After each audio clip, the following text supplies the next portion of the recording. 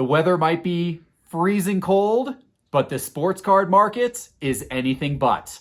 Today, we've got our top 5 hot sports cards, plus my reaction to breaking hobby news. My name is Jeff Wilson. By day, I invest in tech companies. And at night, I invest in sports cards. Join me on my journey to profit from the hobby we all love.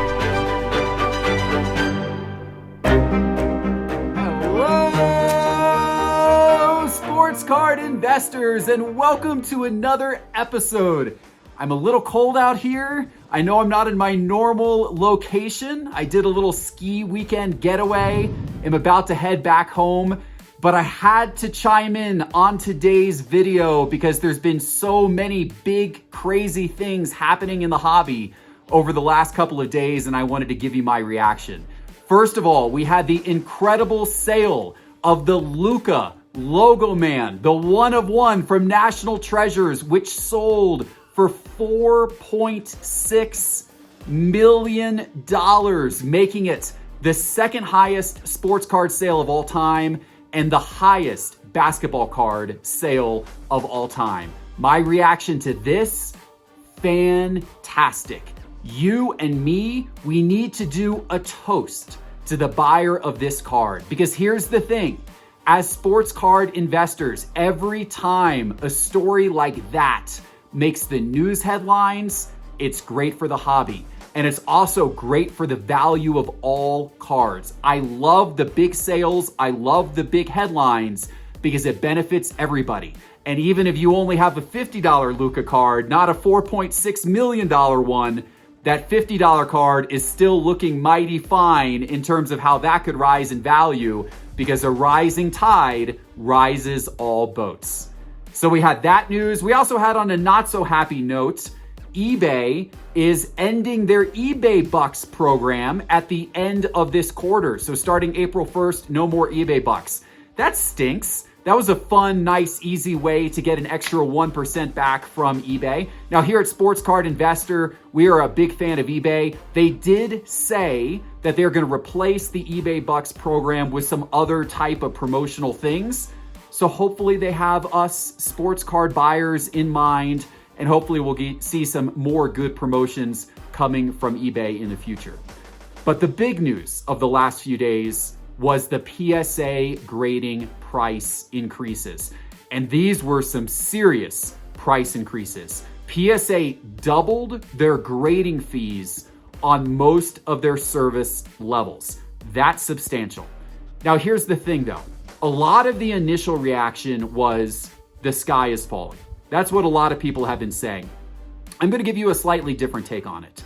Maybe not a popular one. I'm eager to hear what you think about this.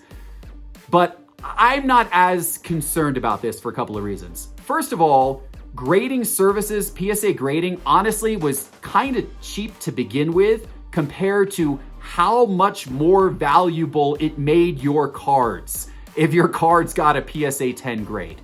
So I understand them raising the prices a little bit. I mean, that's probably more equivalent with the value that you can actually get from grading.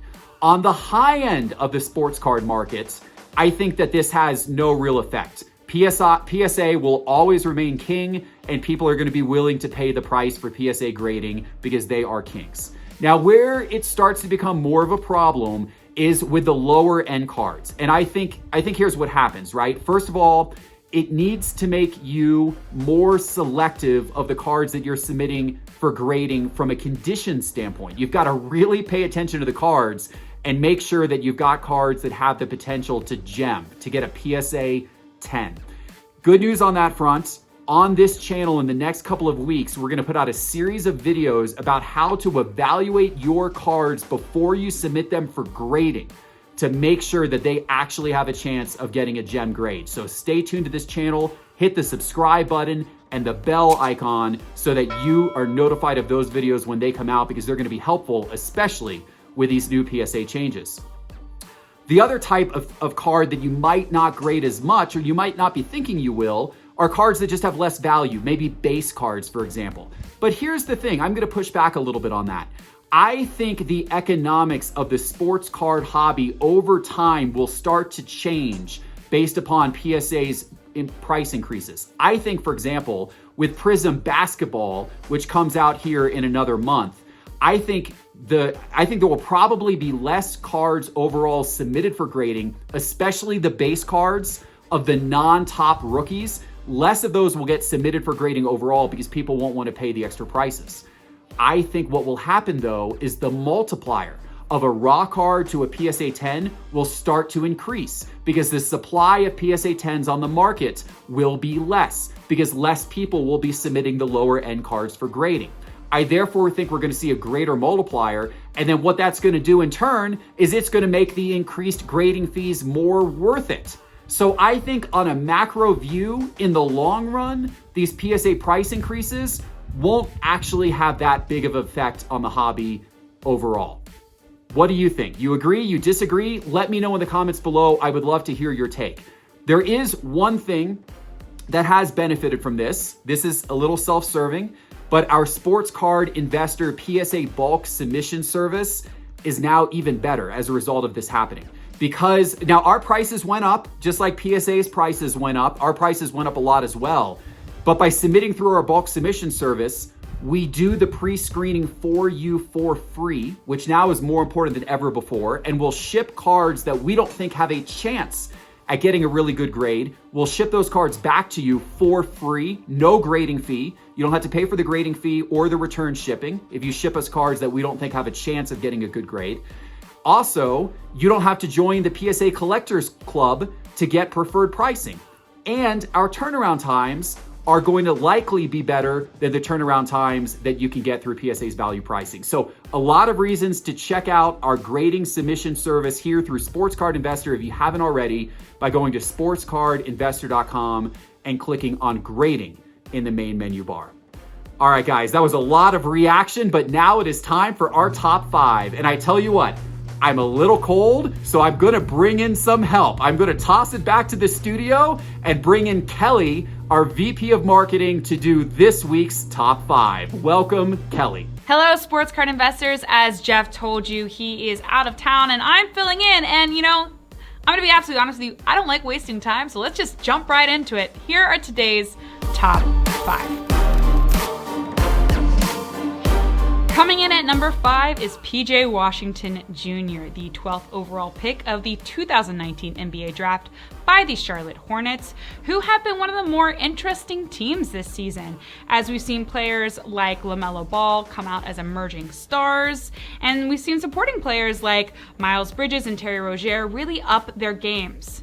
While on February 28th, PJ Washington added his name to that list of players for the Hornets when he scored a career-high 42 points against the Kings. Well, at just 22 years old, PJ Washington now becomes the youngest player in Hornets franchise history for scoring a 40-point game. This season, Washington has been averaging essentially the same exact stats per game as he did during his rookie year. However, it really only takes one 40-point game to send your card prices scoring, and that is what has happened with his 2019 Prism PSA 10. Over the last week, that is up 52%. Coming in at number 4, Shai Gilgeous-Alexander, the 22-year-old shooting guard for the Oklahoma City Thunder, drafted 11th overall in the 2018 draft, and is now seen as one of the top players coming out of that draft, and obviously proved everybody right recently with his game against the Spurs when he dropped 42 points, and his card prices obviously shot up like crazy. In his 3rd season, Shai is averaging career highs in key statistical categories. We're talking 23.2 points per game, 6.3 assists per game, and 51% field goal percentage. However, the Thunder are in full rebuild mode right now and are 12th in the West with a 14-20 record. You know, this means they don't get as many nationally televised games, which obviously means less exposure for Shai, which isn't great, obviously, with his cards. And overall, over the last 3 months, his 2018 Prism PSA 10 has been trending down at alarming rates. I mean, in early December, this card was close to $400. In early February, it was below $200 in a few cases. However, nothing will give a card boost, obviously, like a 40-point game. And Shea's recent performance has sent this card up again, and we are looking, around $300 range currently, which means that over the last week, his card is up 63%. Coming in at number 3, Dennis Smith Jr. He was recently traded to the Detroit Pistons in exchange for Derrick Rose. He was the 9th overall pick in the 2017 NBA draft by the Dallas Mavericks and had a great rookie season where he averaged 15 points per game and 5 assists per game.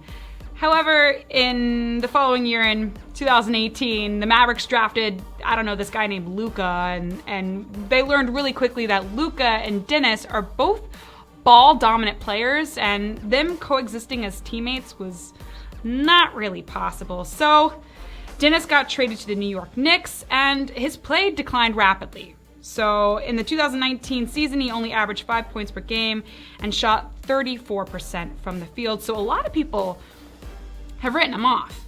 However, in a recent trade to the Pistons, it seems to have reignited Dennis.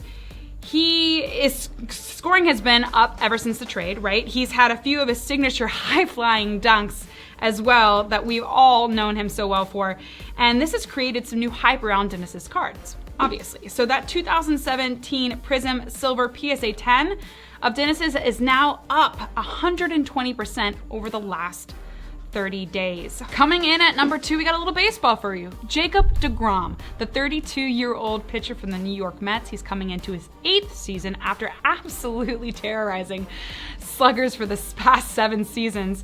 His last season, however, he finished 3rd in voting for the Cy Young Award after winning it the previous 2 years. Still, in spring training, the Mets manager Luis Rojas said of deGrom that he is already throwing 99 miles per hour and he is looking like he's in midseason form. It's getting ridiculous. According to oddshark.com, deGrom enters the 2021 season as the odds-on favorite to win that National League Cy Young Award again, edging out players like Trevor Bauer and Yu Darvish. And his cards have been picking up steam as we're now less than a month. We're less than a month away from opening day, guys. April 1st. Let's go.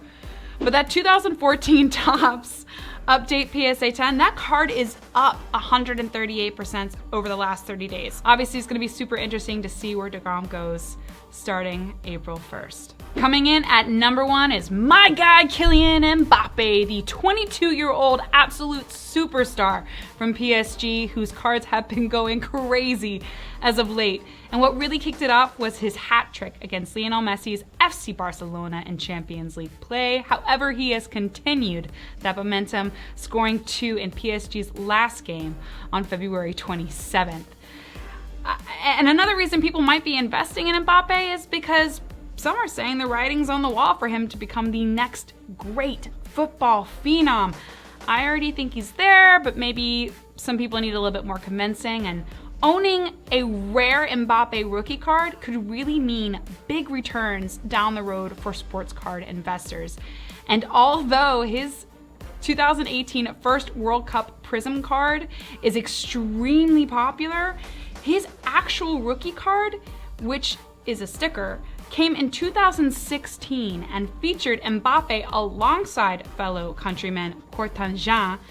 And this sticker is fairly rare, with less than 700 having been graded by PSA to date. Makes this 2016 Panini Foot Sticker PSA 9 extremely rare and extremely sought after. And we can see that over the last 30 days, that card is up 240%. Well, that's it for today's top 5. If you liked any of the charts that you've seen today, please make sure to go to sportscardinvestor.com and click on Market Movers in the menu bar and join in on the hobby's most powerful pricing database and market intelligence platform.